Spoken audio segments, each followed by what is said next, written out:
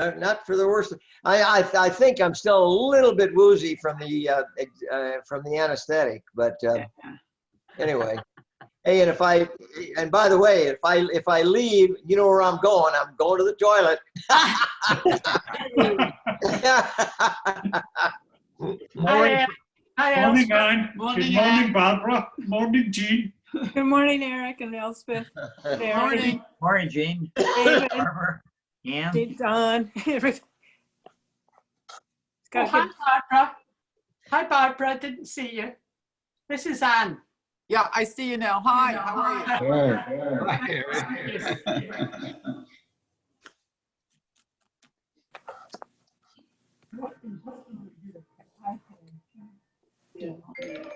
Yeah. All right. What is she?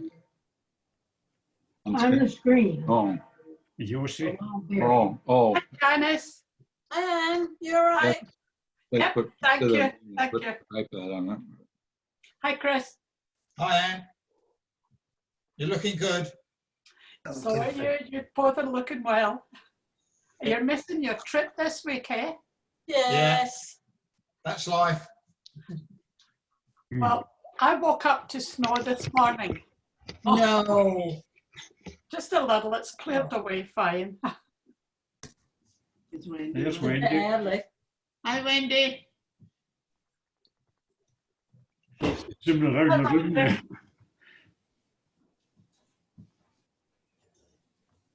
How's your weather this morning, Wendy? Do you have snow, Wendy?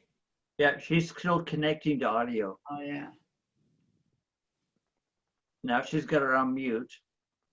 Yes, she has got it on mute.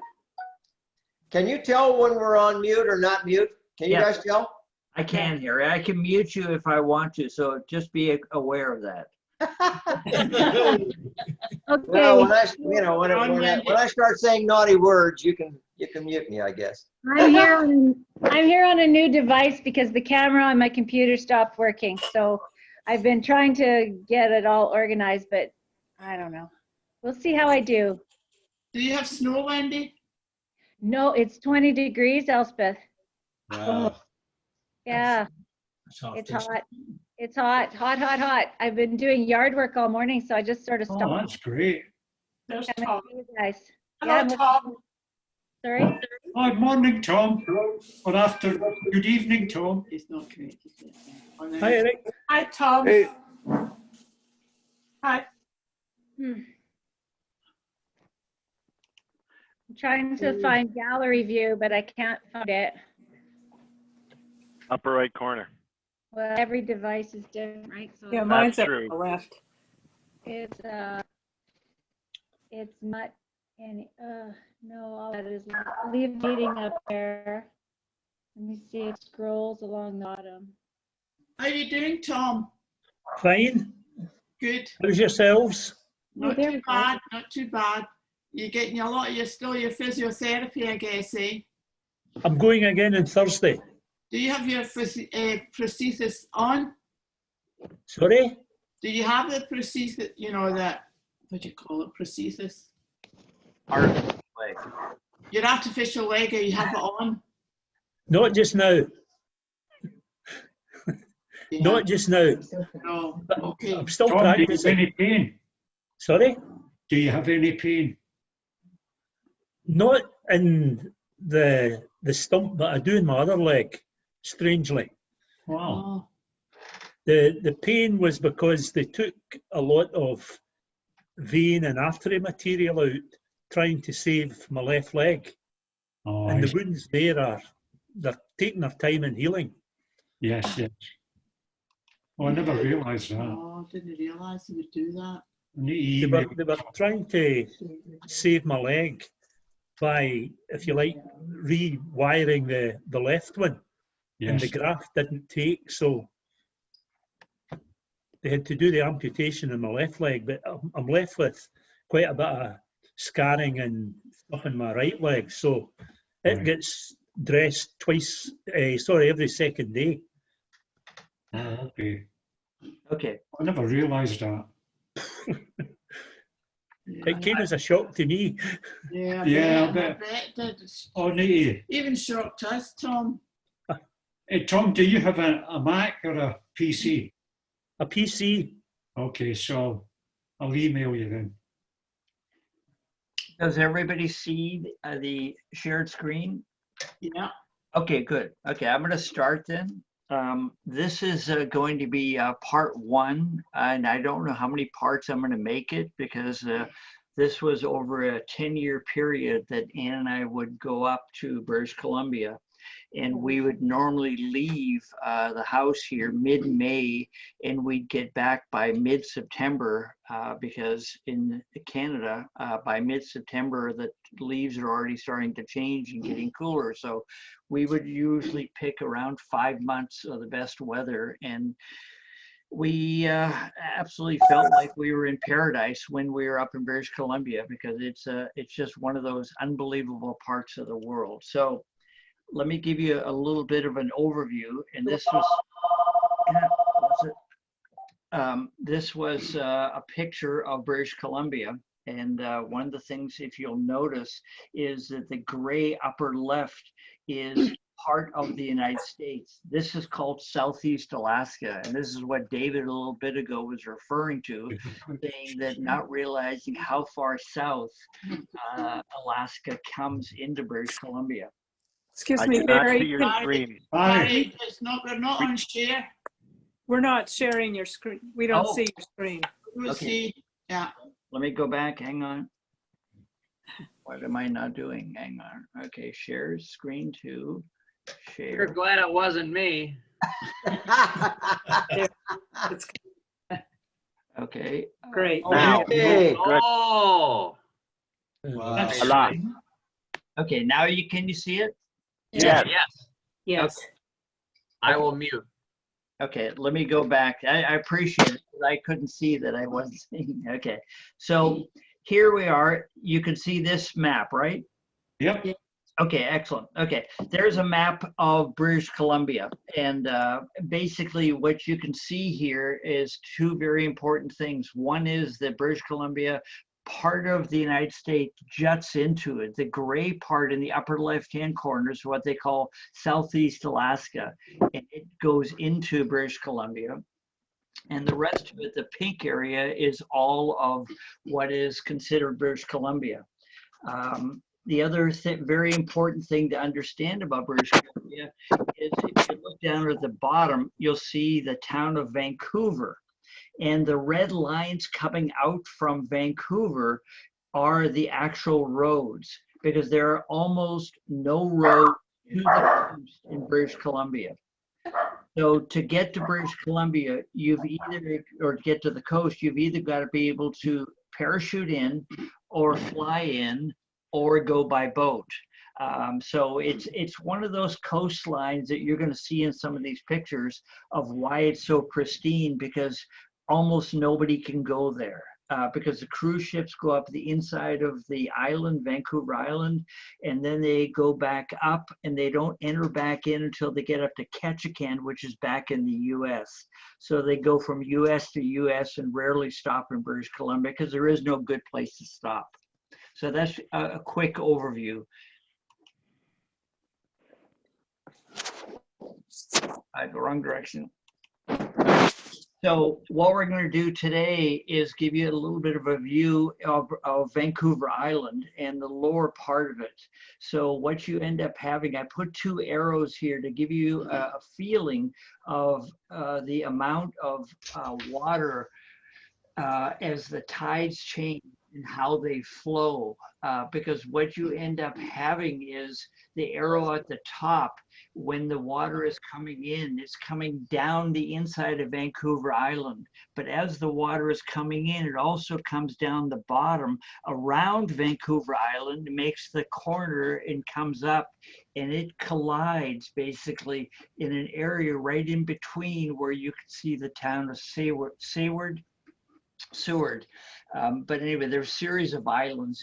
But this is just to give you an idea of why these tides are so extreme, is because they collide.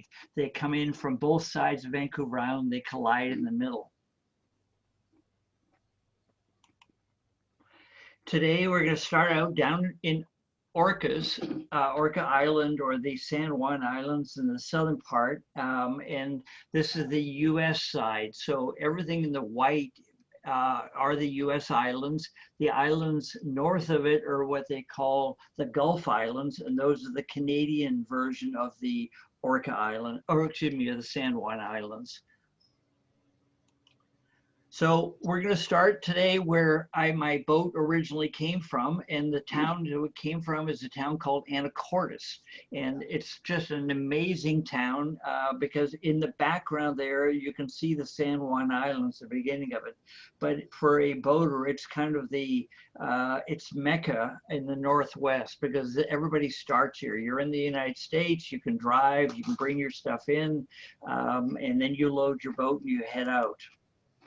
And just as a quick overview, because we're going to be seeing this off and on as we go, this was my boat for 10 years up in British Columbia, and it was called the Abacus. And just for the men in this group who all need the details, especially the engineers, it had a 450 horse Cummins turbo in it. It burned about 4 gallons an hour when it moved. It held about 500 gallons of fuel, diesel fuel, about 200 gallons of water, and about 200 gallons of, 150 gallons of wastewater. But basically, you can see it's an extremely comfortable boat. It's 2 bedrooms, 2 bathrooms. It has a self-tracking satellite dish on it, so we didn't miss anything as far as television is concerned along the way. And you can see there's a cutting table on the back for fish, miscellaneous things. But I can show you 4 or 5 pictures of the inside. This was the steering station. You can see the radar, and this is very old stuff. In the early days when I first bought it, 90% of this equipment all got torn out because, like a computer, they all generationally get better as they go along.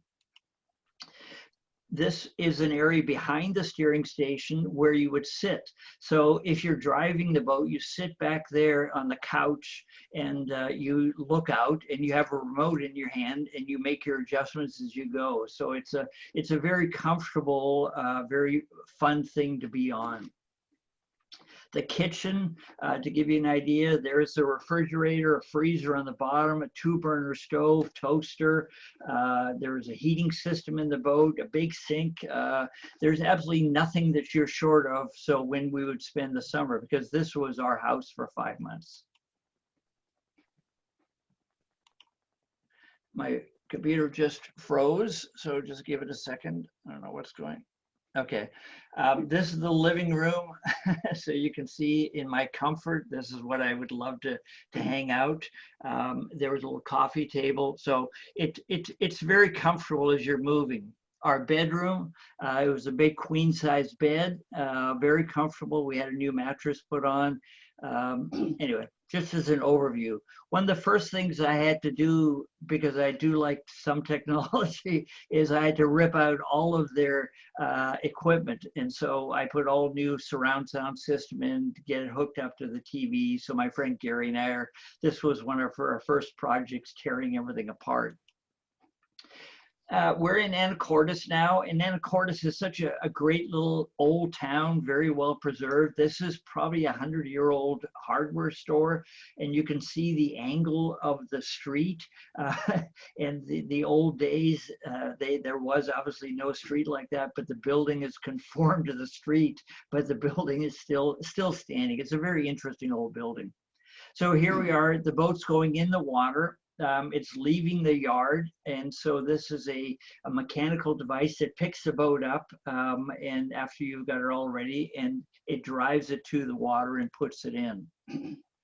So here we are. We're now going to leave Anacortes, and this is a view out under what's called Guime's Channel, which is looking out towards the Canadian border north.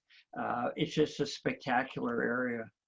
As we leave, this is hard to understand, except that I put it in here just to give you an idea that in the Northwest, an old wooden boat, they didn't have the money, I think, at the time to put a breakwater in. So they used this old sailing boat and they filled it up with dirt and made a breakwater out of it.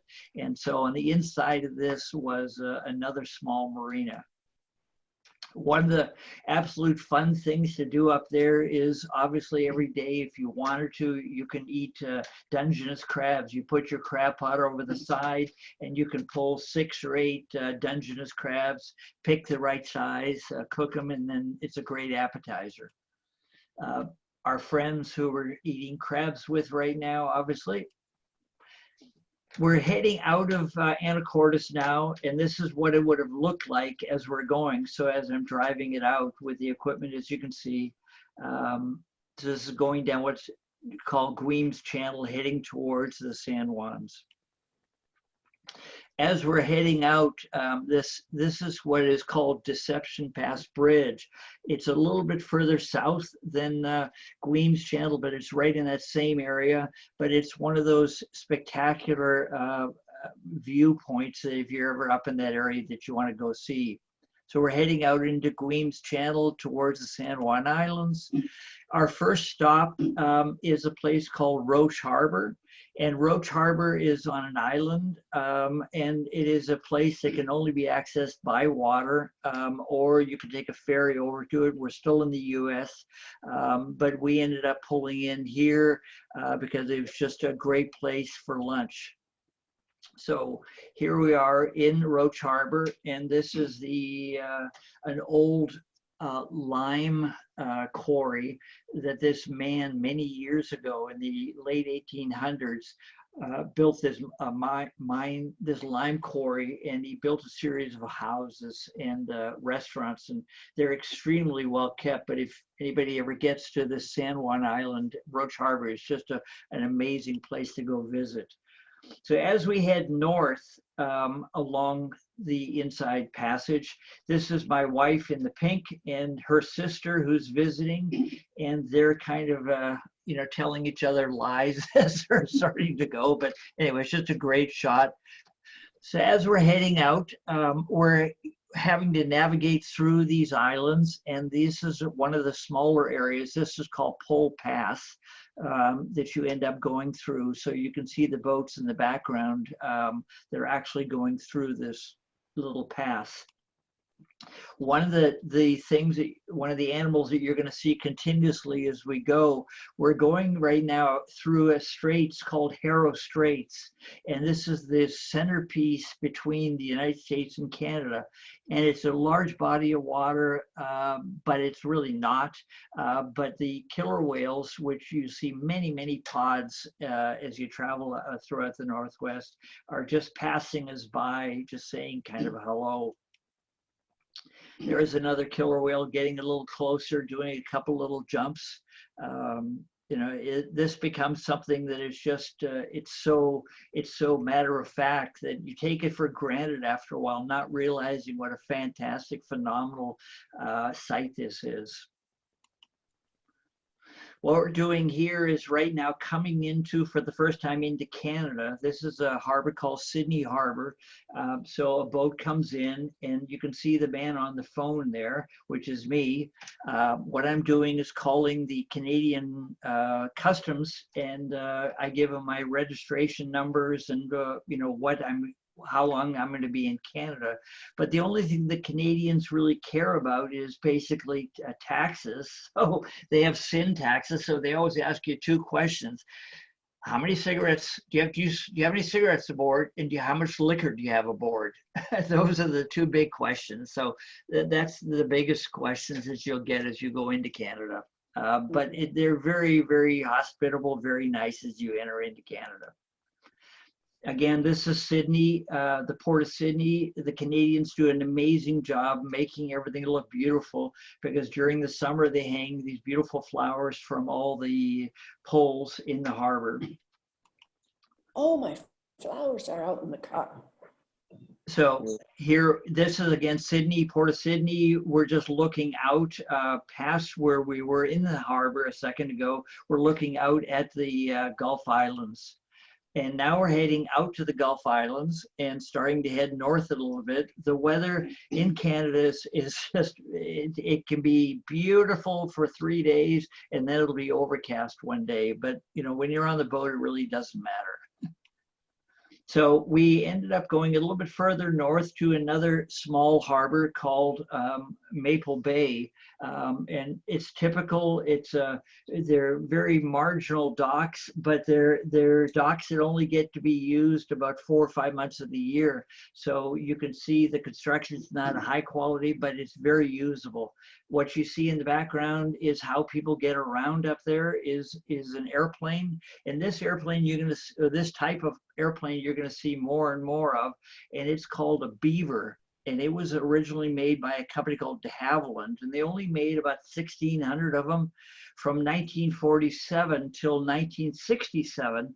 But almost every one of these Beaver aircraft has been rebuilt, I don't know how many times, because there's no airplane that is better for the quality of life that you have up there for short takeoffs, for landings. But this is one of the local airlines that delivers people. Again, just a dock where we came in.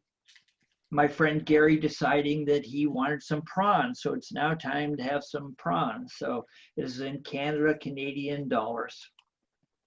So our first stop is actually here is to a place called Butchart Garden, which is one of the premier garden areas of Vancouver Island. And Mrs. Butchart, many years ago, was upset with her husband because her husband had a quarry, and it was again a lime quarry that he started. And when you mine lime, you basically dig out an area, so it became an area that was relatively ugly. So Mrs. Butchart, being upset with her husband and what he was doing to the environment, decides that she wants to make a garden out of it. So she proceeds to you're going to see some pictures of Butchart Garden. But these pictures is the back area behind Butchart Garden where we ended up coming in. You can see Abacus in the back there. We would come in, they provide you a few places to moor. You take your little dinghy over to the shore and you come into the backside of Butchart's Garden. So there's what's called a mooring. So you tie the boat, the stern or the back side of the boat to the wall so that you don't swing, and the front side is tied to a mooring ball. Butchart Garden is like I said, it was Mrs. Butchart's dream to turn this place into a fabulous place, and it's a world-class place to go visit. It's privately held, and so 4 times a year they do different venues for the seasons. So all of their gardens change with the seasons. But this is one of the lime pits that obviously she turned into this beautiful pond with a water feature. There you can see part of the gardens. We're walking around, obviously, it's second to none for spectacular gardens.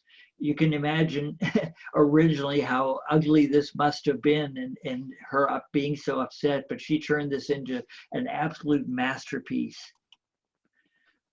One of their houses on the property, Mrs. Butchart used to live in, which is now a cafe, which is a place that you can have lunch, and it's just a wonderful place. So that evening, instead of staying on the mooring, we ended up going what's called Todd Inlet, right around the corner. There's a little inlet, and so we dropped anchor, and this is where we'd spent the night. Here, just to show you how we get our little side boat down, I had a crane off the back and with a remote control, and so the little dinghy would be lowered into the water each night. Again, this is the Beaver, the type of aircraft that you can see in quite a few other pictures. It's a very old short takeoff airplane. Evening shot. just a spectacular evening. We again on another island. We ended up staying at this place. This was another fantastic resort called Rosario Resort. It's on Orcas Island, and it was built in 1906. And it was built by a gentleman by the name of Robert Moran.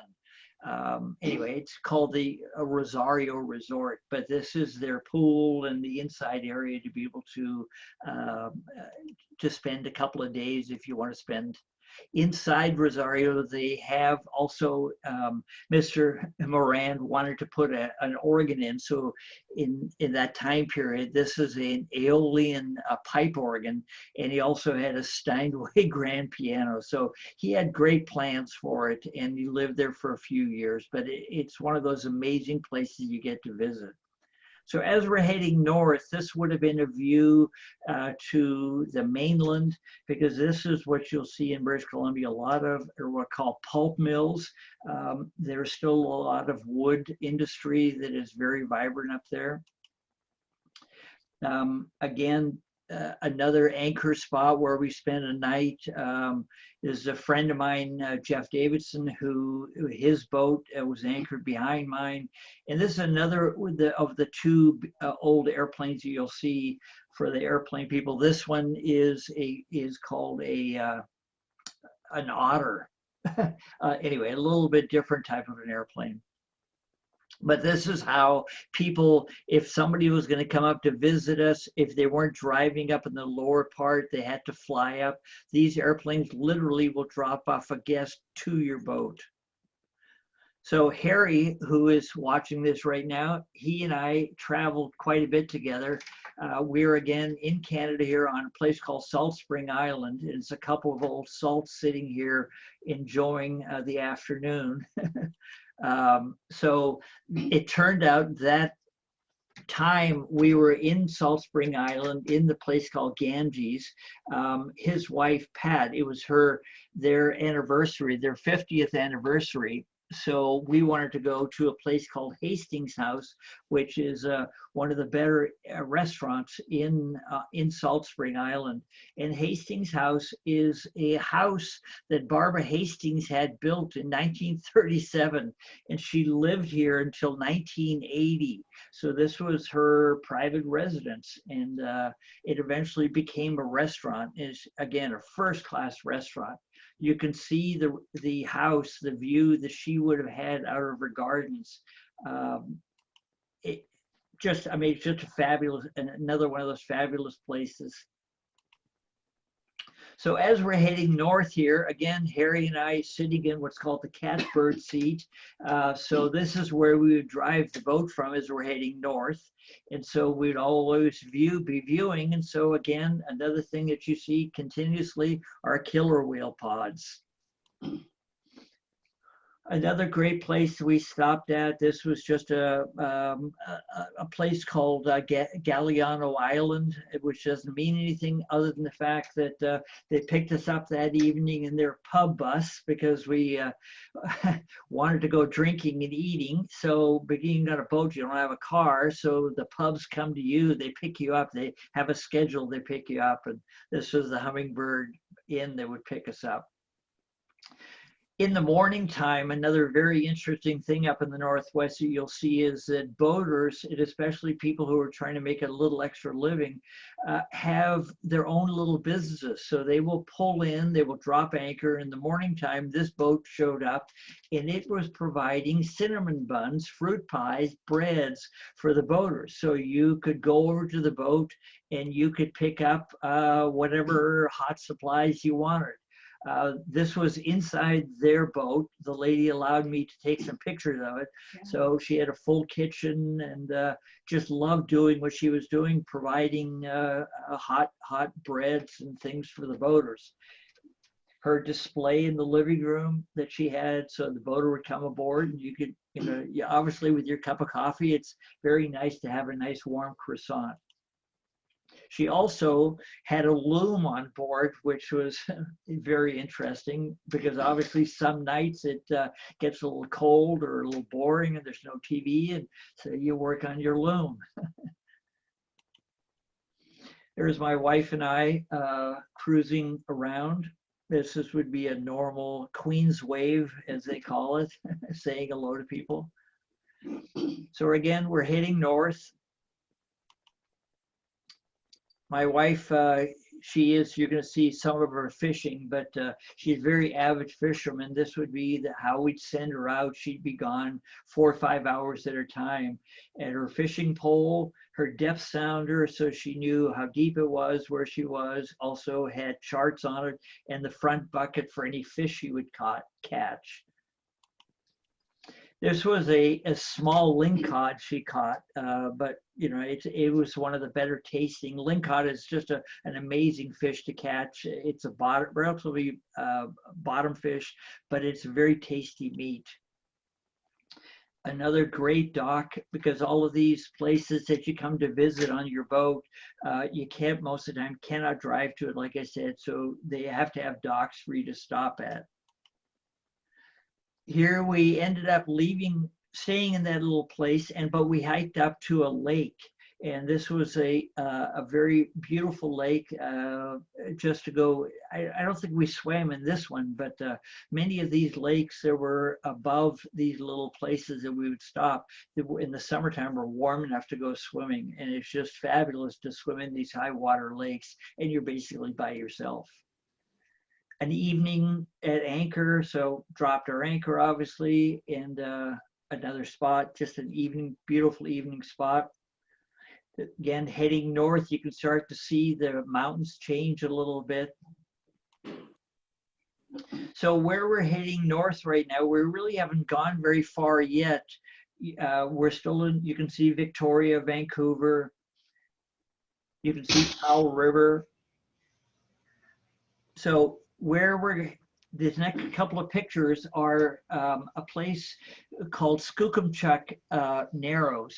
And this is, Jim mentioned it in his presentation just briefly, but you can see the Skookumchuck Narrows, where the blue line is the only entrance into the waterway which goes up into those two little fingers. Well, that doesn't sound very big, but every 6 hours, the tide changes, goes in, goes out. So the seawater all of the seawater that's inside that inlet has to go in and out of that little narrow area.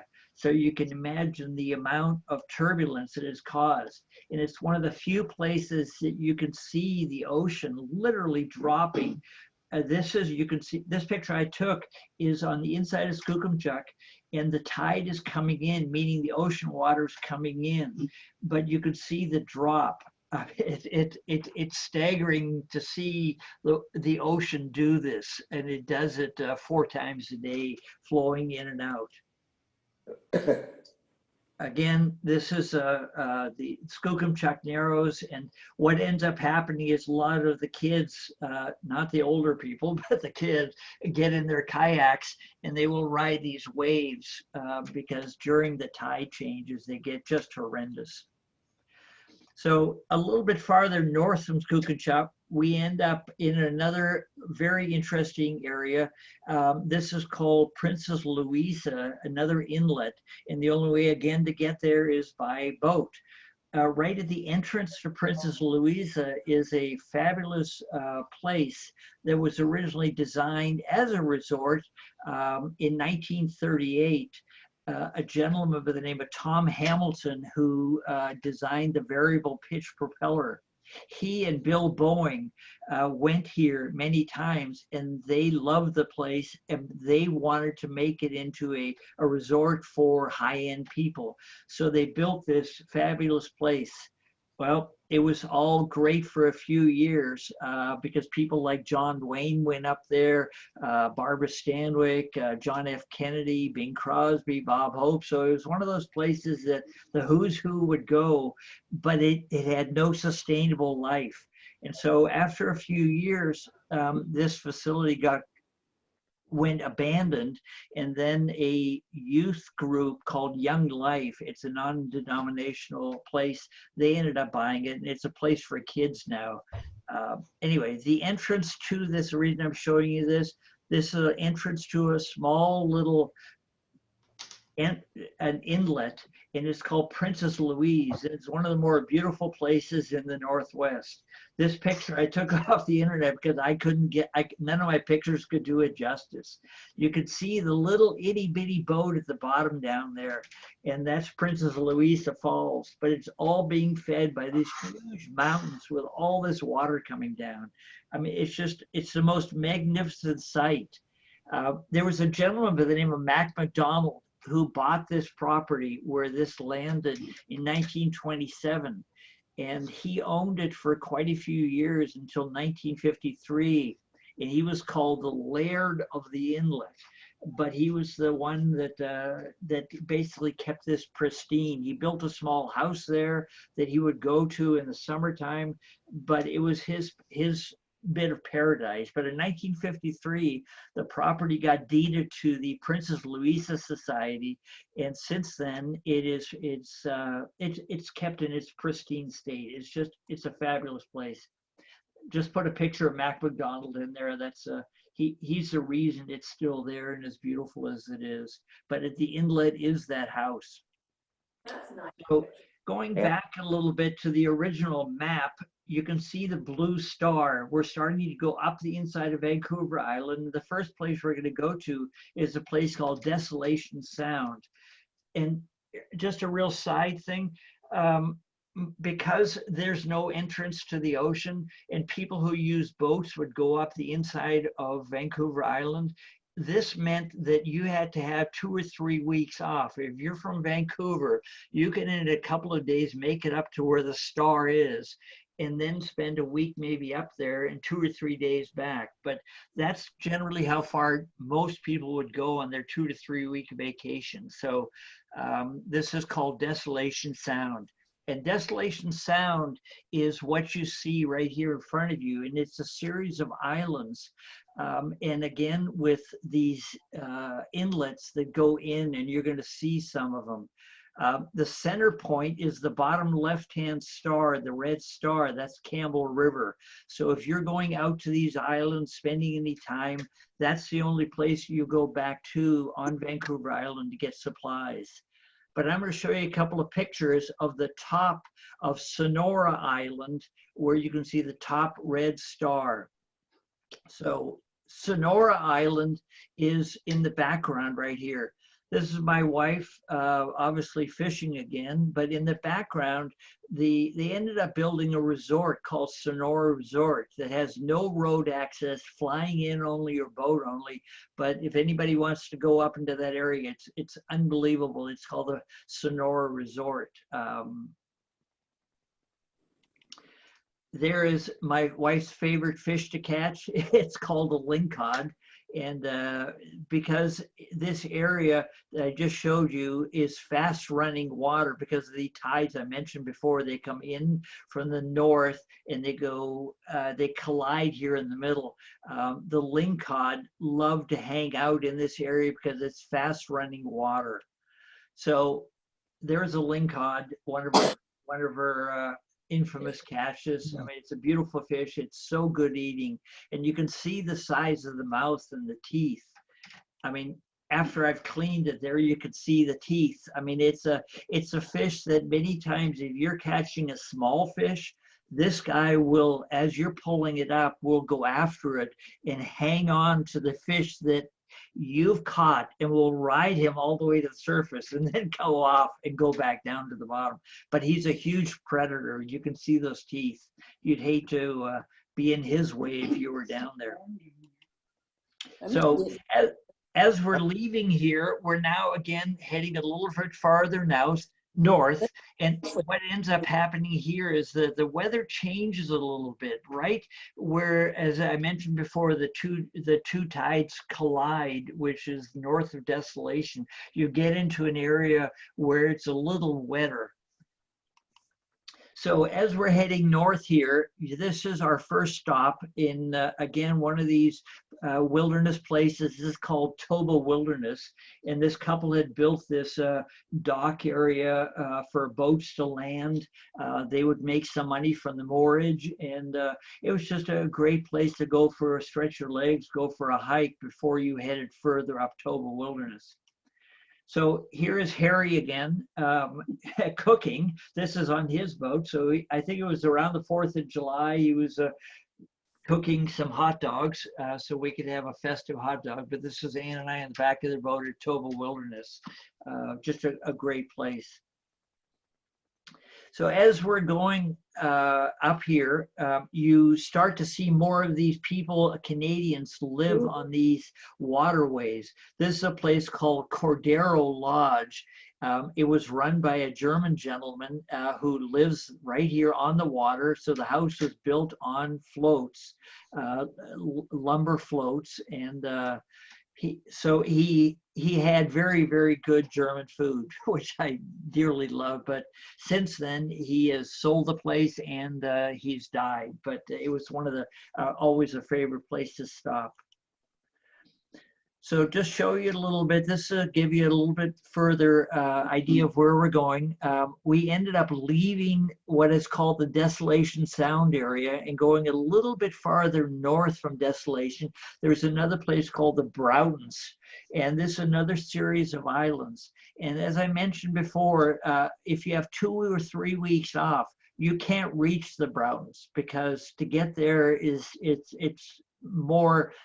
It takes a lot of skills, a lot of timing, a lot of, because the water's very rough because as I mentioned before, the tides collide and you constantly have these huge things to consider as you're going. So anyway, plus the winds. So the first thing I'm going to take you to is a place called Knights Inlet. On the right-hand side, you can see I've put a blue arrow. And Knights Inlet is one of my favorite places up there. And so we're going up Knights Inlet here. And at the end of Knights Inlet, you will see some glaciers.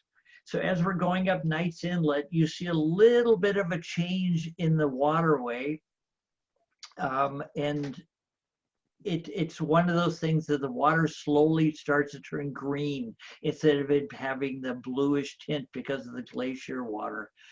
But the surroundings, you can see it's just absolutely fabulous scenery. Lots and lots of waterfalls that, you know, we just love to go over and take a look at, take pictures of. I mean, it's just a second to none. The water is just spectacular. It's all fresh water coming into the fjord. Friend of mine was aboard at the time, and so you know, I guess basically thinks he's Christopher Columbus, but he's looking out and seeing what's up ahead. Beautiful place. A typical sight that you see is tons of eagles all the way up there. We ended up Knights Inlet a ways, and we again saw this lodge in a place called Glendale Cove. And Glendale Cove is famous because this cove here is one of the few places you can see grizzly bears up close. So these people built this lodge, again, on the water, not on land, that is a floating lodge that they fly guests into to eventually take them over to places to show them the bears. We ended up going there, but we dropped anchor and we spent the first night there. The next day we ended up waking up and we looked up and we saw our first grizzly bear. You can see him there in the background as we're heading down to the inlet. What the grizzlies here are looking for is fish. Obviously it's salmon because there's a stream and the salmon go upstream. There's the grizzly bears. I mean, it was amazing as the day went on, how many grizzlies we saw. There's a grizzly with 2 cubs. I mean, it's just unbelievable how massive these grizzlies are. The grizzlies you can identify because they have the hump on their back. A brown bear, it is a brown bear family, but a grizzly is a brown bear, but it's very identifiable with that hump. But there's a little baby who's checking out to see what mama has to offer. We're in our dinghy, but we're far enough away where I didn't feel that they were threatened or we were threatened. But this is a grizzly in their natural habitat. Or being in a dinghy, it's a pretty clear shot. Yeah, yeah. Well, it was, I mean, here we got pretty close. Where you could see the mama bear and the baby. They're going for a quick swim to see if they can catch anything. Mama's teaching the baby there, grabbing a hold of him, saying, you know, here's how you get out of the water. It's one of those fabulous, unbelievable places you get to see Mother Nature in their natural habitat. I mean, here's the mother. She obviously sees something. I never was able to see what she saw, but something had spooked her. We obviously were not part of their interest level at this point. So here again, this is the evening time. We're at anchor. This is looking up Toba Inlet. I mean, it's second to none. The scenery is second to none. You pinch yourself all the time. Evening time as sun's going down.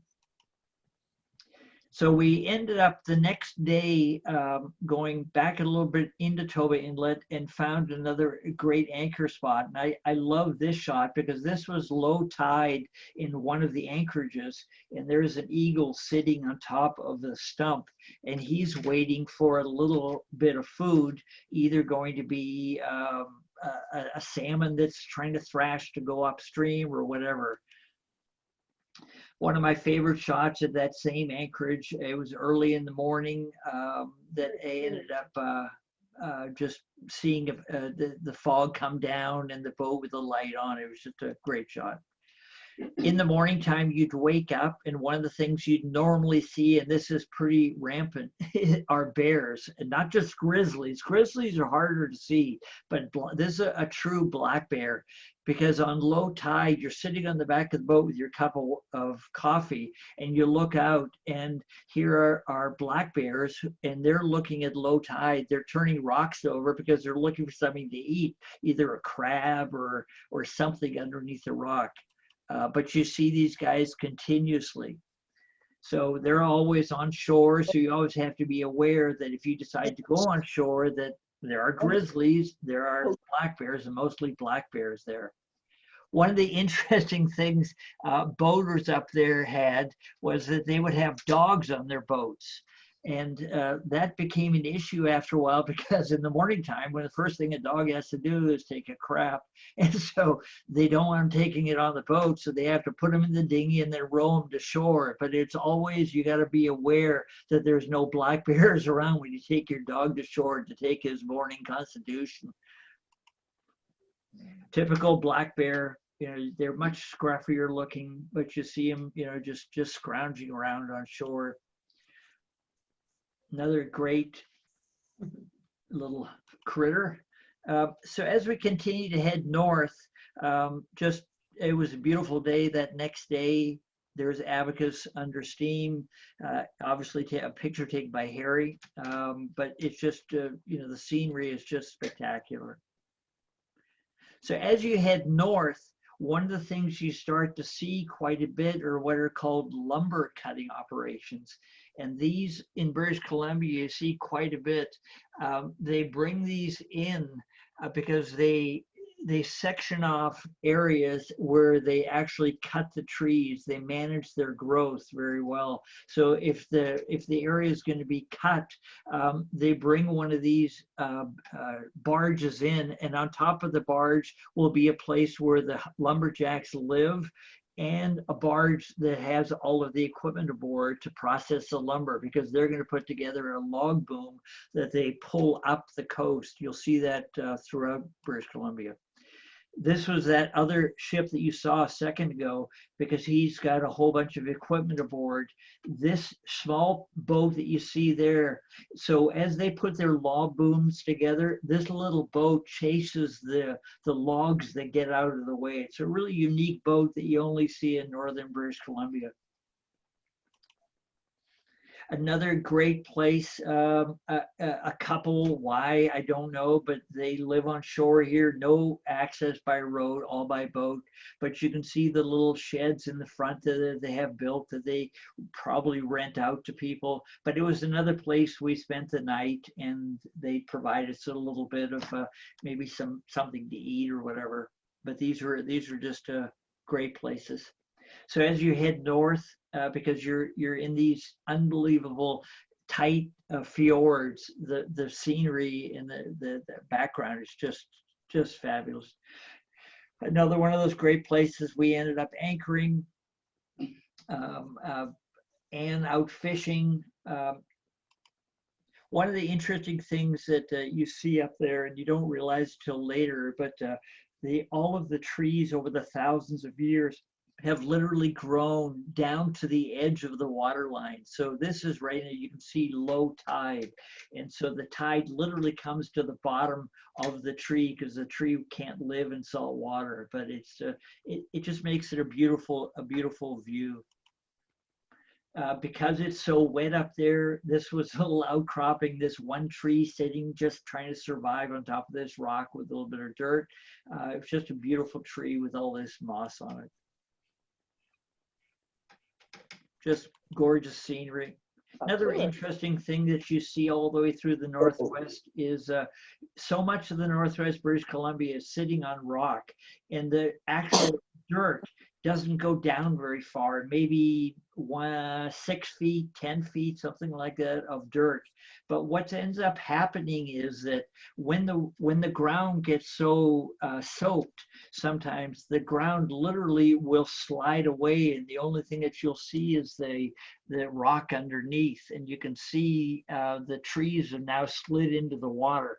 So the British government doesn't allow private people to access the wood on land. So the people that live there can access the wood only if it's in the water. So if you're one of these people that live up there and you need new underpinnings for your house or for whatever it happens to be, you're waiting for one of these slough offs, because the trees then end up in the water, and then you have the ability to access those trees, pull it to where you're living, and chop it up for the understructure of your house for the next 20 years or whatever time period. But this was just an interesting thing for me to be able to see this. You'll see more of this.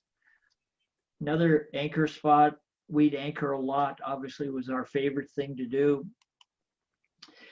Crabbing is, like I said, Dungeness crabs. Anne can't tolerate crabs because she's allergic to them, so I could only do Dungeness crabs when friends were there. But you can see this was on a pole. After maybe 6-8 hours, you pull a bunch of crabs out, and you end up only getting to keep the big ones, obviously, but you had lots of choices, and they had to be females, or excuse me, males.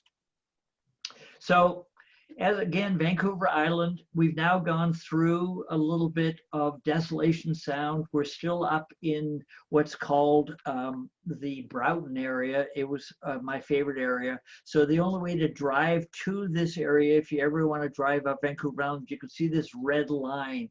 That is the road that goes up the coast all the way up to Port Hardy. So again, we're in the Broughtons. I'm going to show you right now, you can see the Broughtons. There is a place called Quatsy Bay. It's one of the special places in this world. It's this little finger away from what's called Tribune Channel, because these channels, I can't show you how unbelievably beautiful they are, but Quatsy Bay is in the middle of it. One other quick thing to mention here, this area called the Broughtons is an area that was originally inhabited by, we call them Indians, the Canadians call them First Nation people, but this was an area that was all inhabited, all of these islands were inhabited by First Nation people, and I'll explain more later, but they're almost all gone out of these islands now, but it was one of those unbelievable places to have lived. This goes back into the 1800s, early 1900s. So in the Broughtons, again, one of our favorite fish to catch was my wife's, this is called a lingcod, again, one of her bigger ones.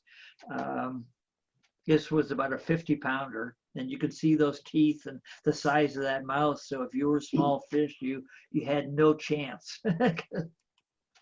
So here I am gutting it again, but it's just a huge fish. One of the things that I learned later on, and it took me the first year to understand this, is these big guys like this, the big lingcod, they're all females and they're breeding stock, and we should have let them go. So generally lingcod, the best way to eat them is when they're about 25 pounds, 25 to 30 pounds. About 50 pounds is what this guy was, and it was full of eggs, and so they're all females, just like a halibut, a big halibut, 200-pound halibut is all a female, they're not males. So that's why a halibut is good to eat at about 25 to 30 pounds, but the big ones they're the breeding stock. You can see that mouth again. So here we are at another anchorage. Holy crap. And so this anchorage, I mean, we had a dinghy aboard, but we also had a kayak on board. And this was a regular way. Anne would leave. Sometimes it wasn't on the dinghy. She'd be in her kayak and she'd be gone 3 or 4 hours. And I'd send her out and, you know, she'd come back 4 hours later with dinner. So it was a very fun thing. These are our guests aboard, Lady Elaine and my wife Anne. And obviously this was a time when they were playing games, not fishing. So here's an interesting place we ended up for a day, which is a place called Alert Bay. And very few people get here again, because Alert Bay is one of those places that was a First Nation, not stronghold. It's one of the places where all of their masks, and you'll see in a second, their artifacts are kept. So these are totem poles on Alert Bay, and these are original ones because they don't preserve the old ones, because totem poles are made of wood, and as time goes along, totem poles fall apart, and it's the natural evolution of things. So these totem poles are probably 40, 50 years old, but you'll never see a 200-year-old totem pole because it just rots and falls apart.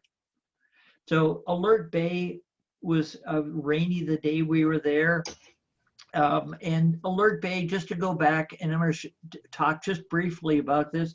Alert Bay was an area where the First Nation people were all kind of brought together. The Canadians, in their wisdom, in 1857 had what's called the Gradual Civilization Act.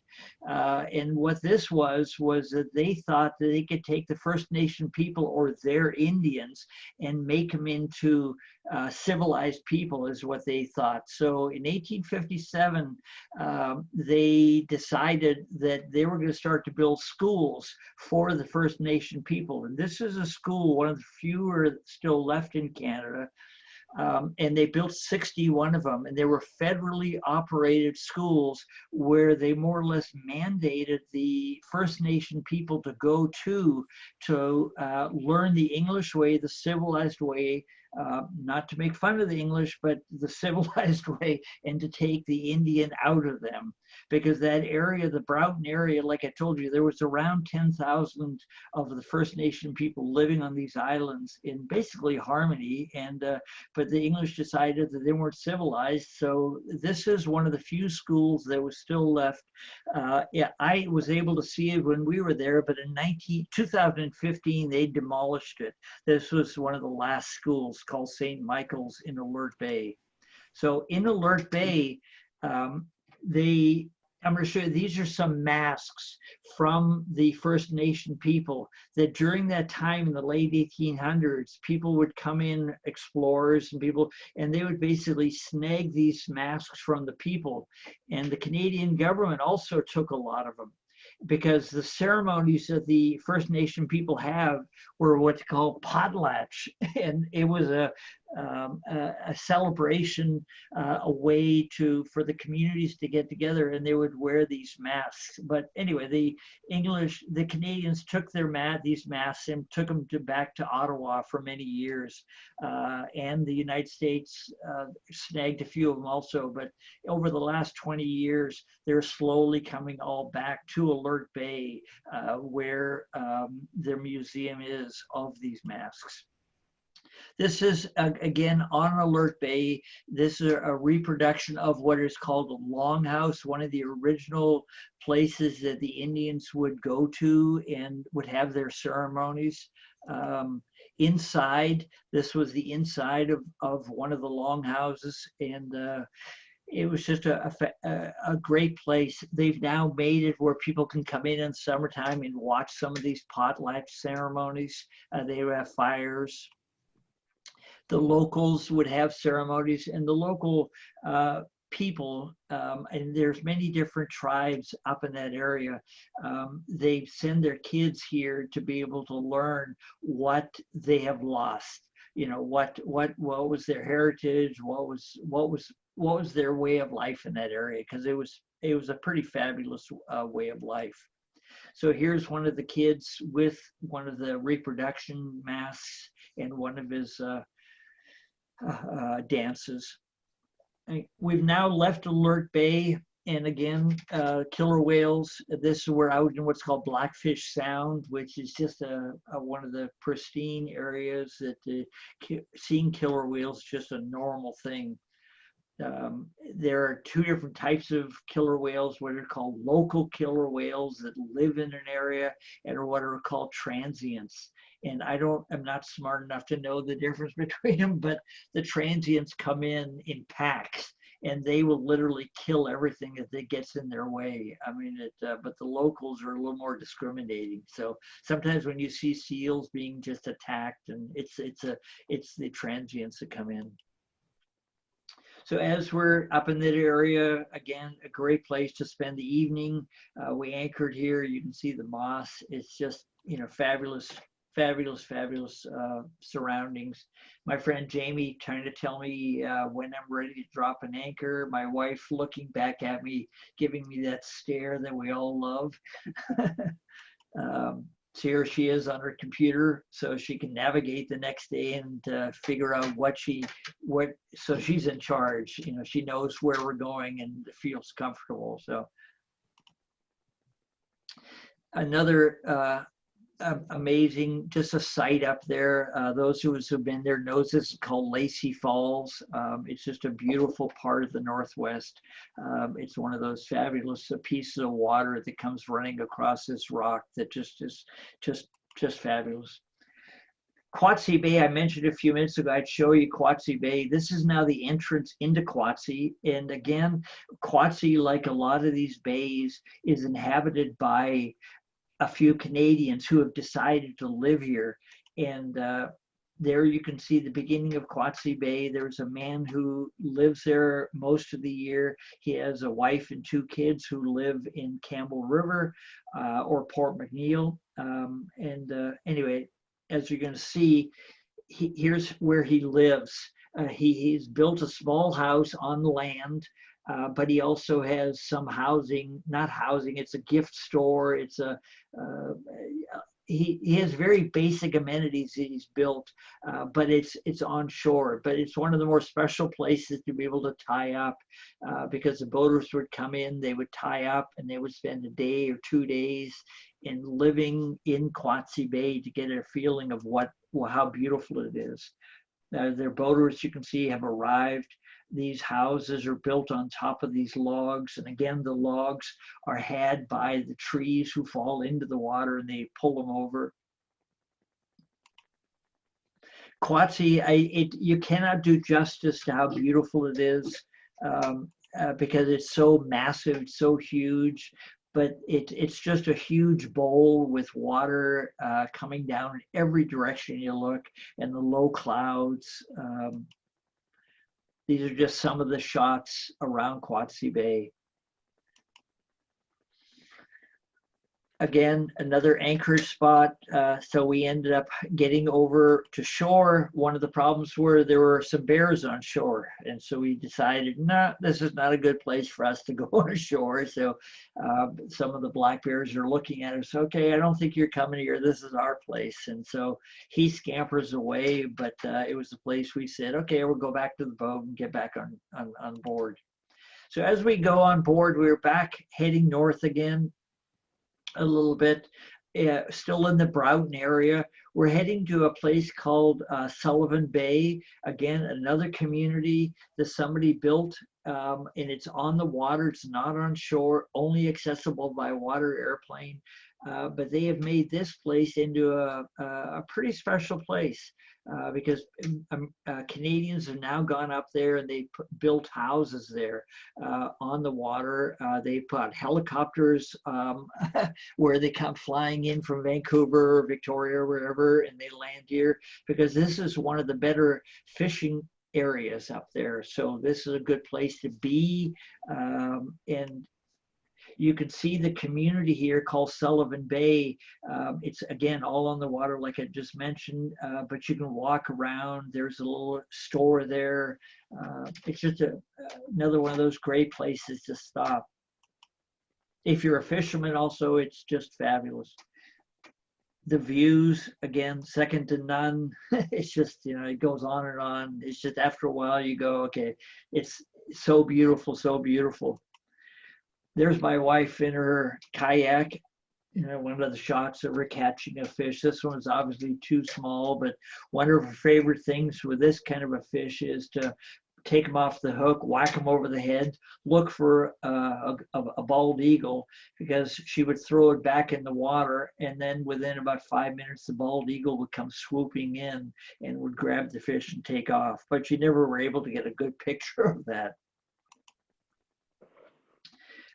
Again, one of these places where the land fell into the ocean. This is one of these slide areas, and you can see all the trees are taken away from the bottom because it's obviously a couple of years old, where all of the dirt has slid away from the rock. I mean, I don't know how many millions of years it took for all that dirt to get on top of the rock and to eventually for the trees to grow. But this happens on a regular basis throughout the Northwest.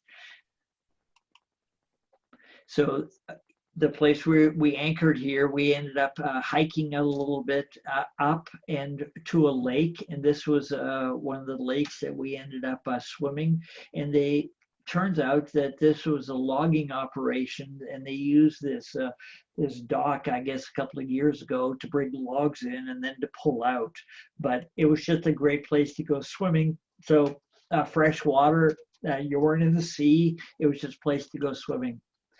You know, the view, again, one of these shots of Mother Nature at its finest. Bald eagles, another slide area.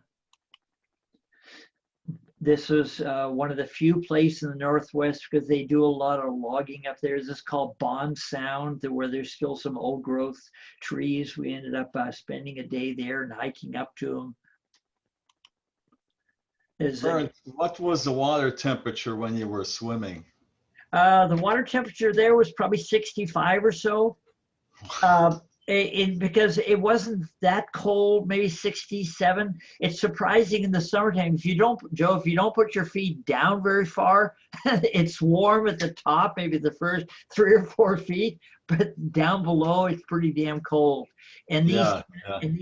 And these sounds we would go into, if they even some of them that were seawater were warm enough to swim in because the water didn't move in and out fast enough in the summertime. The top 4 or 5 feet were warm.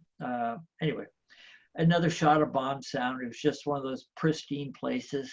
Some friends aboard eating.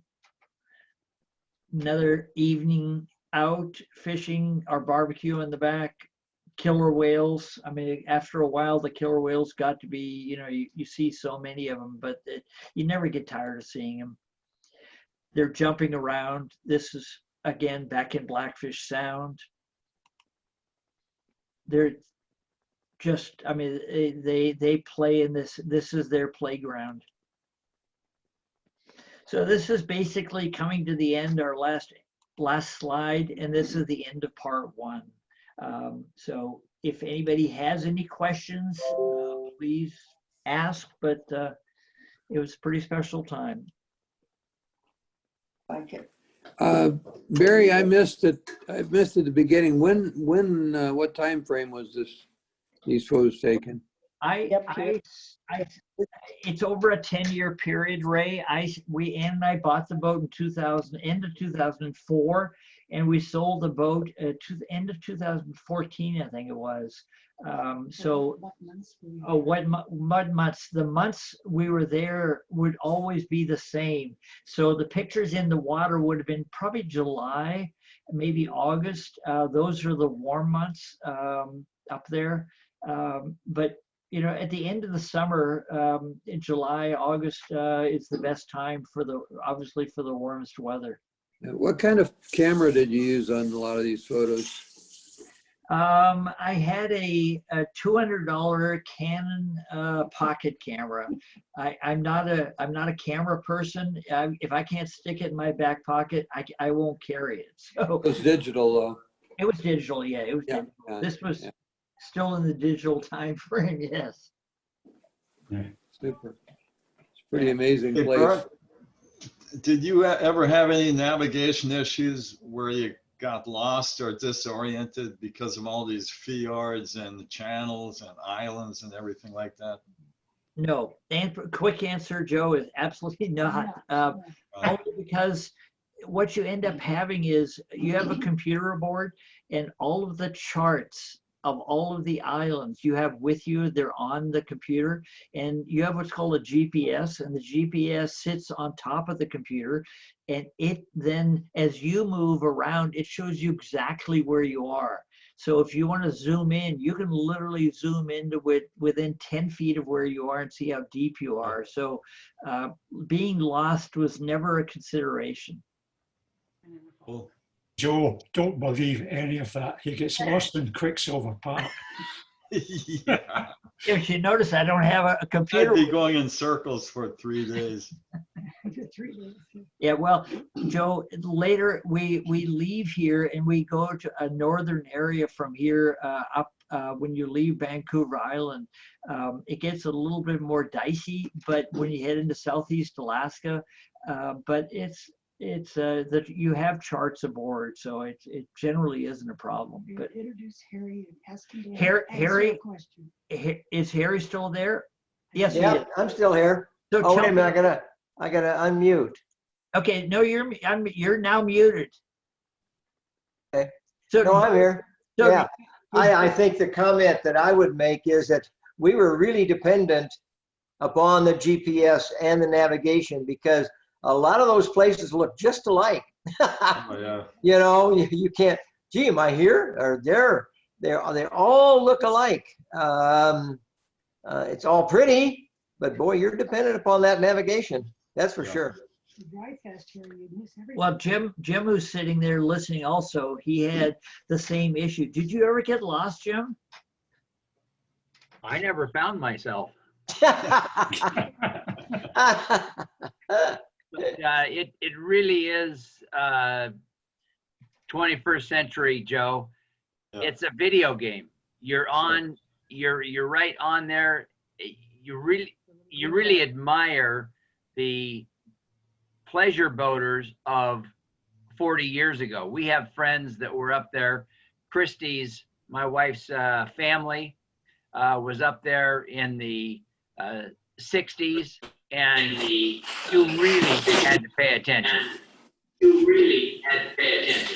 Yeah. Barry? Hey, it's really easy. Even I can do it. Good. Well, Guys, Bill, Barry? Guys, are you sure it wasn't your wife that were married? we got an echo here, and I don't Yeah. know. Somebody, Bill, I think you have 2 items that are Barry? Thank you. Yeah, there's a big Oh, echo. Barry? Yep. there's a big echo.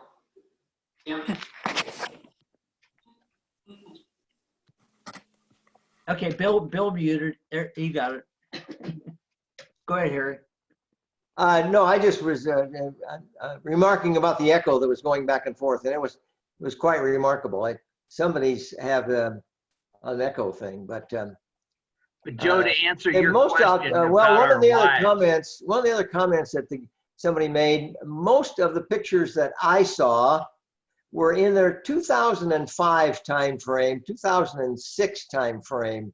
So if you know, and this went on for many more years after that, but especially the ones where we had that Heritage House. Was it the Heritage House? Hastings House. Hastings House. Hastings House. Those pictures were in 2005. That was 15 years ago. So a lot of the pictures that I think Barry showed you were in the early time frame. Early being 2004 to 2010. But you know, I guess you're going to do a 2010 one where we went all the way to Juneau. Is that correct, Barry? Well, my thought was the next section I was going to do is the end of Vancouver Island up to maybe southeast Alaska, and then maybe one through Juneau and Ketchikan, Sitka, through that area. Right, right. I mean, Yeah, around Cape Caution. You didn't go around Cape Caution on this trip. No. And that's where it gets pretty little dicey up there.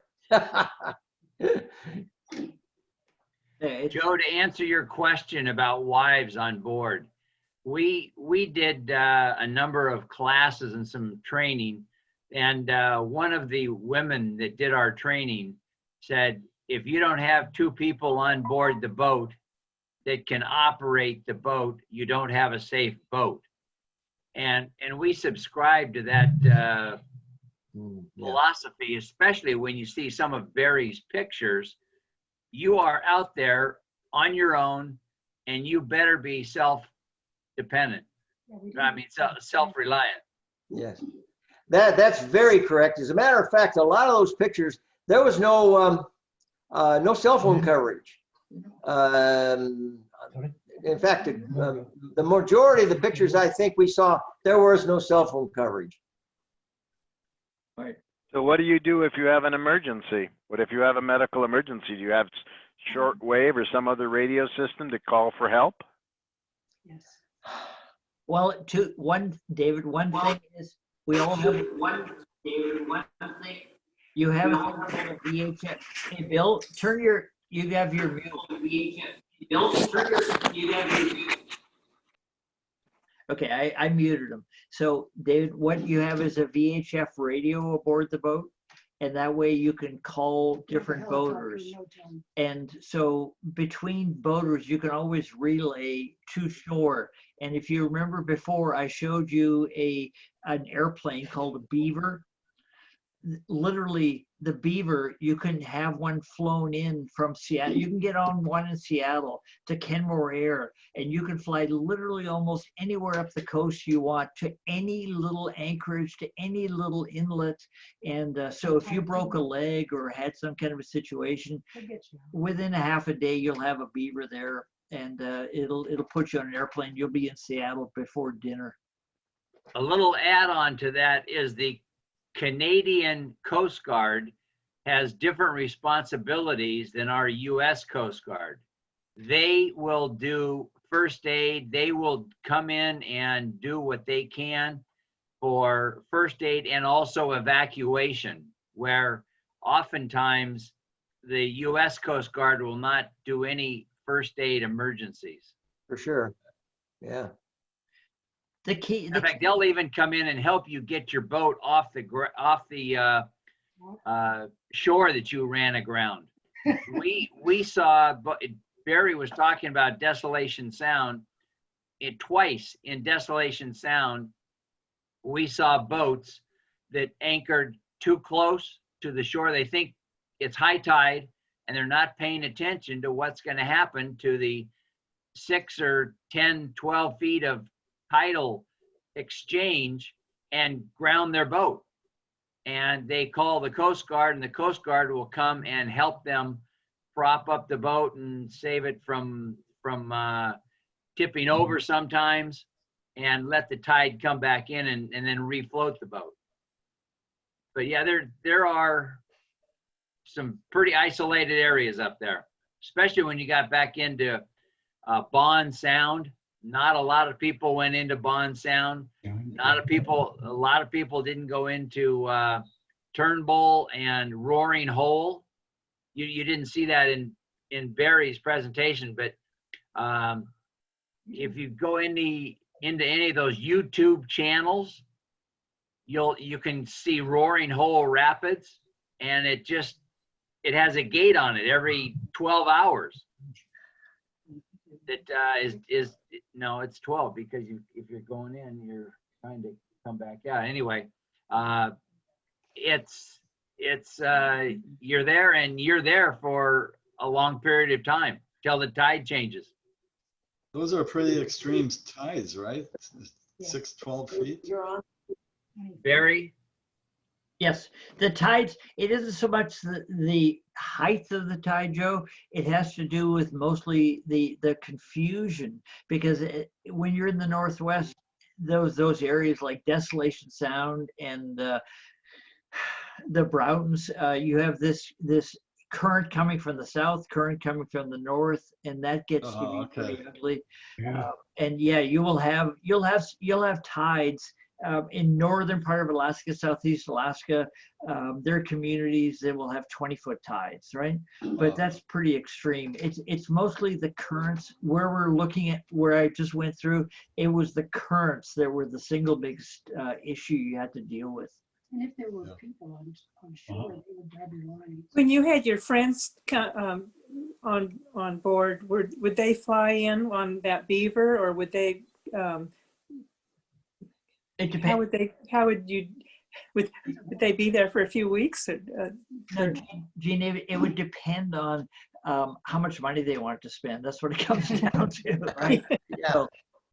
So if I had, some friends would come up by bus from Victoria all the way to the end to what's called Port McNeill. Yeah. Then I would meet them in Port McNeill, pick them up, and we'd go out into the Broughtons, and we'd spend 2 weeks or whatever time period that they had, and then I'd come back. Other friends, I would have them fly up, but it's not cheap to fly from Seattle Airport to the Broughtons. So it's the old money things, but yeah. Or would you join other friends that also had a boat and go together at some of the time? Or... Harry, who you met, who was talking a few minutes ago. I mean, he lived in San Jose many years. He and I spent many summers on the boat, on his boat, my boat, and we traveled different places. Yeah, when there was a little bit of safety in numbers, there was usually 2 boats. We were most of the time there was 2 boats within sight of each other.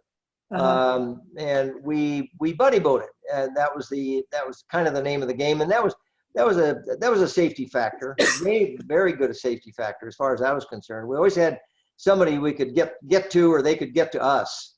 And then you see Jim and Christy, they would be doing on their boat is named No ETA, which stands for No ETA, which was a great name, but. We'd run into them all the time. That's how how I met them, was up in the Northwest on their boats. Yeah, our best deal was that Ann was the fisher person, a fisher woman, and I'm a terrible fisherman. I just can't fish. I don't have patience. I don't know what it is, but I'll tell you what. There was a couple of times where she would catch a halibut at 2 o'clock in the afternoon, and we had it for dinner that night. Now you just can't get it any fresher than that. Yeah. Janice, to tie on or into your question of last week's presentation, you were asking about the San Juan Islands. That was the first part of Barry's presentation, you got a much better understanding of the San Juans that you were asking about. And it is a lot more populated, but it has a lot of fun things to do down there, where up in the Broughtons,